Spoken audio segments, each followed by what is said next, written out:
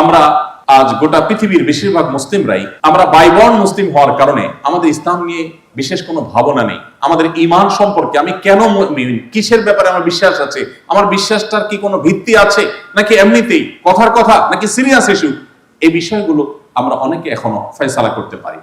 তো আমি আজ আপনাদেরকে উদাত্ত আহ্বান করতে চাই যে মুসলমানের সন্তান হিসাবে, মুসলিম তরুণ হিসাবে আপনার ঈমানটাকে আপনি খুব ভালোভাবে রপ্ত করুন, ধারণ করুন, ঈমানটাকে বুঝবার চেষ্টা করুন। আপনি অনেক কিছুই পড়েন, কিন্তু আপনার জীবনের সবচেয়ে মূল্যবান ইস্যু হলো ঈমান, আপনার বিশ্বাস, যেটি আপনার গন্তব্য নির্ধারণ করে দিবে, যেটি আপনার ভবিষ্যৎ পরিকল্পনা ঠিক করে দিবে, যেটি আপনার গতিপথকে নির্ধারণ করে দিবে।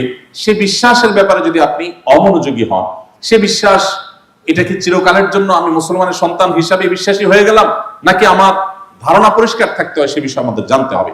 আল্লাহ রাব্বুল আলামিন কোরআনে কারীমে বলেছেন, ফাআলাম আন্নাহু লা ইলাহা ইল্লাল্লাহ, আল্লাহ ছাড়া ইবাদতের উপাস্য, ইবাদতের উপযুক্ত আর উপাস্য আর কেউ হতে পারে না, এই কথার ইলম, জ্ঞান তুমি অর্জন করো। তার মানে তাওহীদ এবং একত্ববাদের বিশ্বাস আমাদের মধ্যে বদ্ধমূল থাকতে হবে। তারপরে অন্য যে কোনো কাজ করলে সেটি আল্লাহর কাছে গ্রহণযোগ্য হবে। অনেক মানুষ আছে আমাদের সমাজে, যিনি নামাজ রোজা করেন, ইসলামের অনেক কাজ কাম করেন, কিন্তু তার বিশ্বাসের জায়গাটা তিনি ঠুনকো, তার বিশ্বাসের জায়গাটা তিনি দুর্বল।